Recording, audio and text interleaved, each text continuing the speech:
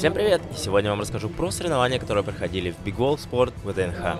Соревнования проходили в два этапа. Первый день это квалификация, она была в пятницу и в субботу, а вот в воскресенье вечером в 18:00 начинались финалы. В квалификации нужно было пролезть как можно больше трасс. Чем больше трасс пролазаешь, тем больше баллов получаешь. За более сложные категории давали больше баллов, а за более простые меньше. Из 36 трасс я залез не все, это было невозможно успеть за 3 часа сета, но я залез с 28 по 34 трассу и по итогам квалификации занял первое место. 34 трасса была написана как 8А, но по мне она была чуть проще, чем 33-я, которая, на мой взгляд, уже ближе к 8А, может быть 7C+, а вот 34-я 7C точно я бы дал. Финальная трасса мне показалась немного проще, чем квалификационные, потому что на них было много мест отдыха. Как трасса для зрелищности, очень крутая, но вот хотел бы я на такой соревноваться?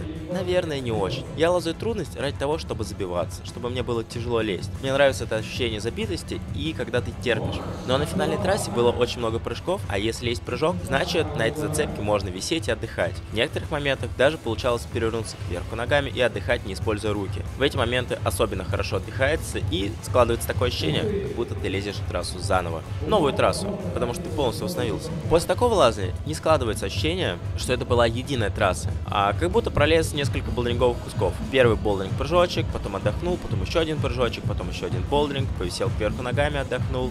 Затем опять небольшой кусочек болдеринга, 4 перехвата. Опять поставил на мизерках, отдохнул, потом прыжок и долаз опять еще один болдеринг.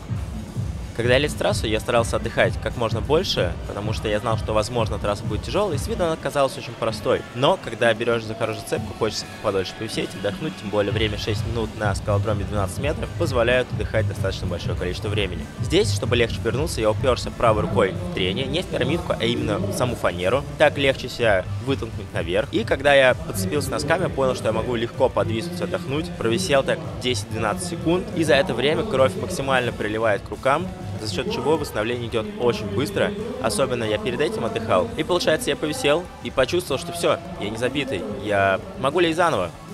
Здесь я еще раз помагнетился, потому что в таком положении я могу посмотреть трассу, вспомнить, подумать еще раз о раскладе и быть более уверенным в своих движениях.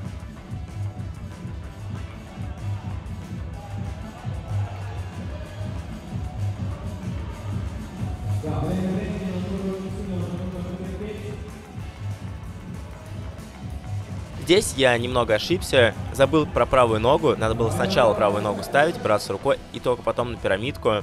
И здесь опять хорошие зацепки, на которых можно стоять и отдыхать. Я постоял чуть подольше, потому что справа лезла девушка, и я боялся ее задеть ногой, если я буду раскачиваться. Не очень хотелось ударить кого-то. И еще один прыжок.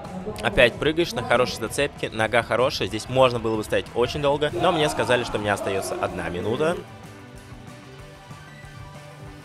Беру дырку, понимаю, что легче всего будет положить пятку, а не перекидывать ноги направо. И когда положил пятку, понял, что я легко дотягиваюсь до мизерка.